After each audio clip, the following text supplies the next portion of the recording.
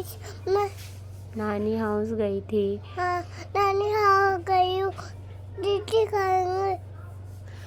Hello guys, हम नानी house गए थे और फिर रीशु ने बहुत सारी मस्ती करी थी और लकड़ी के कांटे भी खेली थी।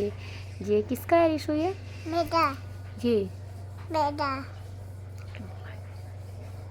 ये इम्मू भाई के लकड़ी का कांटी है ये, ठीक है।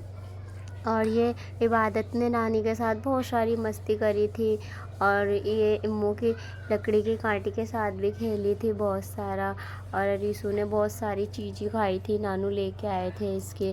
फिर उसके बाद नानी ने क्या किया, इतने सारे खिलौने निकाले नानी ने जो रख रखे थे छुपा छुपा के। फिर उसके बाद रीशु ने उन खिलौनों के साथ बहुत सारी मस्ती करी और उस मस्ती करी बहुत सारी। उसके बाद उसने जो खिलौने देखे ना जो नानी ला के दी और उन खिलौनों को फिर जो तोड़ फाड़ मचाया ना, वो तो आप सोच ही नहीं सकते। बहुत ज़्यादा मज़ा आया हमें और रीशु को तो बहुत ही ज़्यादा मज़ा आ गया तोड़ फाड़ मचाने में, है ना रीशु। फिर उसके बाद रीशु ने जो एक खिलौना पसंद किया, पहले तो इसने पैरेट देख लिया और डर गई पैरेट देख के। फिर जो इसमें इतने प्यारे प्यारे खूबसूरत खूबसूरत तो खिलौने थे, फिर उस खिलौने में से जो एक खिलौना पसंद आया वो ये झुनझुना, ठीक है। फिर उसके बाद जो इतने सारे खिलौने थे फिर खेल वेल के, फिर खेलने के बाद जब ये खेल रही थी तो मैंने सोचा चलो कोई बात नहीं, अब ये खेल रही है तो मैं कुछ और ही टाइम जैसे मिल गया मेरे को तो मैं मम्मी से बात ही कर लेती हूँ। थोड़ी देर हम बैठ के बात करने लग गए।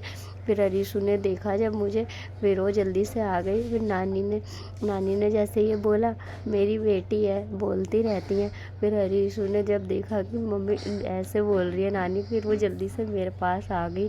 फिर तो वो गई नहीं कहीं, मेरी गोदी में ही बैठी रही काफ़ी देर तक।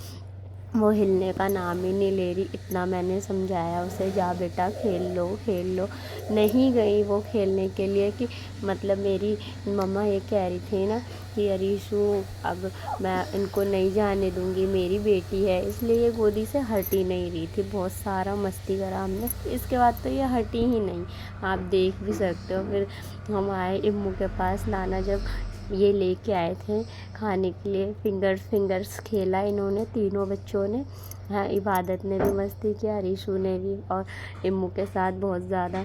फिर उसके बाद मस्ती करके खेल वेल के काफ़ी देर तक, थोड़ी देर ये लोग सोए हुए। फिर शाम हो गई, फिर शाम को हम लोग रिटर्न अपने आने की तैयारी कर लिए क्योंकि हम वहाँ पे रुक नहीं सकते थे, क्योंकि रीशु के बाबा को नींद नहीं आती रीशु के बिना।